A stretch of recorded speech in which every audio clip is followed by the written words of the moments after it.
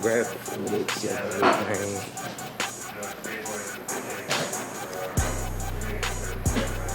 Let's get footage. Sorry. Yeah, something like that. I think it starts at like 11:30.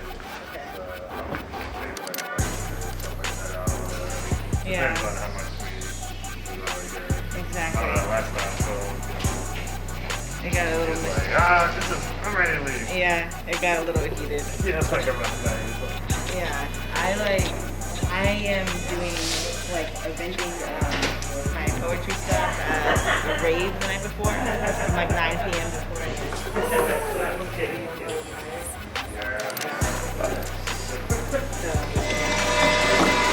Hey, how you doing?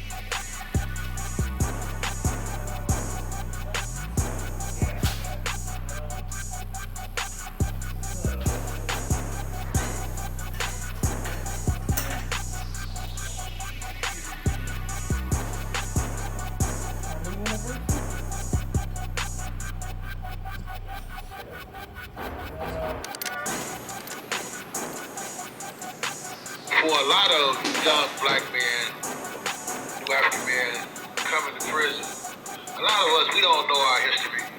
We're not taught, we're given watered down versions of our reality in the schools.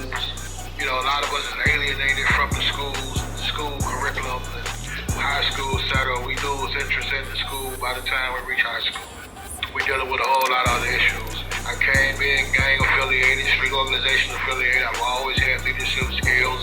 I've always been able to motivate and galvanize other folks, you know, and dudes see something in me because I was a little wild. Well, I ain't gonna say a little wild, I was a lot of wild. You know what I'm saying? And, you know, and some of the old heads see something in me and was like, you know, brother, if you was to use that energy, you know, and them gifts or skills or whatnot, you know, more towards the service of your people, you know, you would be a hell of an individual, blah, blah, blah. And that's how I ended up being given the name Shaka, actually. You know what I'm saying? Shaka and my middle name. Initially, I was given the name Shaka Adelia. Adelia meaning one who has suffered. Named Shaka after Shaka Zulu because Shaka was a unifier. He was a warrior, you know, amongst other things. And some of his family dynamics was identical to mine. And I chose the name Shakur. Based on the movement and my understanding of Shakur and history, which means thankful to God in Arabic. So moving on, and as I began to study and learn and be exposed to the civil rights struggle, black history, the sacrifices that African people made and my people made throughout the disaster and throughout history, you know, it just opened my eyes. And as a young man of 17 to 18 who had all kinds of questions and, you know, want to know the whys and what fors and how come, you know, I began to answer those questions, you know, and I was beginning to put the pieces to that puzzle together, and I began to develop a world view, a concept of the world. You know, and I remember one of the first books I read about African history was about apartheid South Africa. And this was like in the mid-'80s. And I was like shocked, like the Stroud say, 85. And I was like, damn, this was going on, you know, where is this at? This going on in 1985, you know? And it was just like, it made me realize that there was so much going on in the world that we was clueless to because we was isolated. You know, we kept in the colonies and the ghettos and barrios or hoods, you know, and don't know what the hell going on around us. Unless you see something on the news or something, you know. So it just made me want to dig deeper. So to fast forward, We're once having I some made technical that, difficulties. I got you on speaker. Everybody can hear you. So we just doing it straight from my speakerphone. If you wanted to speak, they can hear you and you can hear them. Okay, great. How's things going? Did you have some technical difficulties? Yeah, well, Jihad tried to call in and it was choppy on his end. It was just choppy. Every time he was trying to speak, it was choppy. And we might have a problem with Bluetooth with speakers, but we're still rolling. Okay. All right.